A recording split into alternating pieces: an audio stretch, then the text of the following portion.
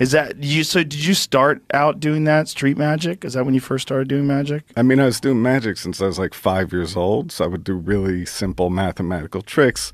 But then I started to learn more and more, and then I was a magic nerd at the age of 10, and then I would kind of just walk around, like practice shuffling cards and stuff like that. And we moved back into the city. One time I was doing a one-handed shuffle, and a bunch of guys that were working at the parking garage saw me doing the shuffle, and they thought it was amazing. So like, and they came over, and I started doing magic, and their reactions were amazing. And that's kind of when I realized, oh, like, yeah, magic's pretty amazing to perform. Because before that, I only performed for a couple of friends. Luckily, because kids are a tough audience for a magician. And so whenever I'm teaching a young kid magic, I say, do it to your friends' parents, not to your friends, not at school, because one bad experience and you don't want to ever do magic again. Right. Yeah. But parents and their friends are going to be a nice audience. That's good advice. Back then, how would you learn how to do, say, card tricks? Because back then, all you had was books, right? Which was amazing. I mean, you would read books and you'd read this trick, and then you would learn it step by step, and then you would do it, and then you'd do it, and then you'd do it, and when you did it 1,000 times, it started to become like your own thing, and then you might change something about it, and then you really make it your own. And then to this day, they're still evolving. Like whenever I do magic, I'm still thinking and processing and adding little tweaks, so it doesn't stop. Yeah. Well, magicians are notoriously secretive about their methods. So, like, how much do they teach you in books?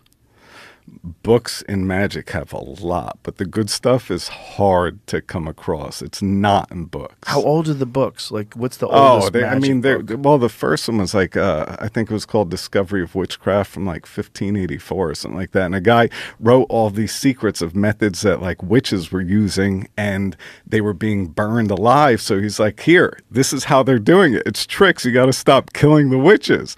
And then they destroyed all the copies of that book, but some survived. And that book has incredible secrets that I've done on my TV shows. Like there's one where you take a dead fly and bring it back to life. That's written up from 1584. Wow. I believe it's 1584. That was one of the interesting things that I read about the invention of the printing press, that once they started making books, some of the first books were about how to spot witches. Like, I was thinking that, back then it must have been amazing because now all of a sudden people could, like, write down all this knowledge and people can learn. Like, nope. Some of the first books, like the most popular books, are like How to Spot a Witch. And there was a lot of, I guess, well, like, who was the first person to figure out card tricks? Is there like a fucking originator? I would assume, like, there's a book written by a guy that called himself Erdnase, the expert at the card table, and he had so many secrets in this book that are so relevant to all of the magic that any card magician does to this day. And he was using it mostly for cheating, or to explain how people were cheating. Yeah, because they would poker games. Yes, yeah. And to this day, but when you're a cheat at cards, you have to work on 3 moves and be flawless because you cannot get busted. So if you're a card cheat and you get busted, you're going to get your hands broken or worse, right? So these guys that were card cheats, their moves are technically perfect. I remember I was with a guy named Doc, and we were surrounded by a bunch of magicians, and he just did a cut the deck, complete the cut, switched the whole deck, and none of us could see it. None of us could see the deck being switched out. It was invisible. And now magicians will work on thousands of moves, right? So they don't have the time put in to be as flawless as this guy, but this guy needs it to survive, whereas a magician's using it to entertain. So you have margin for error, right? Right. But these card cheats, their precision it doesn't even make sense. There's moves that you see that you just can't rationalize and you can't explain how they're done. Really? Yeah. Now, how does one do a cut the deck cheat? Switches the whole deck. So if it was a red deck right here, he cuts the deck in half, completes it, and it's a blue deck. And you cannot see it happen. And he's doing it with one hand? One-handed.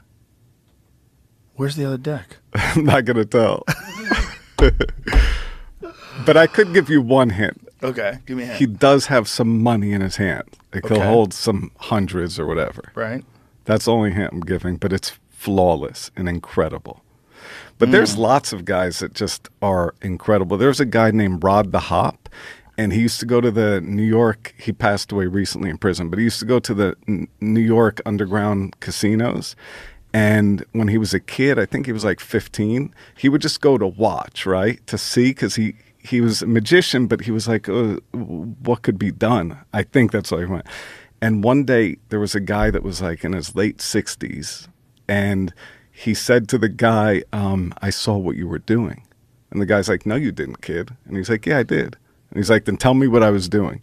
And Rod said he had a button-up shirt, and he said you were switching cards through your shirt. And the guy's like, well, how do you know that? Because it's invisible. And he said, well, I'm a magician. He said, you're not a magician anymore. And he taught Rod the Hop how to cheat. And from that day on, Rod the Hop became one of the best cheats ever. And then he went to prison because he had a card. I met him before he went to prison.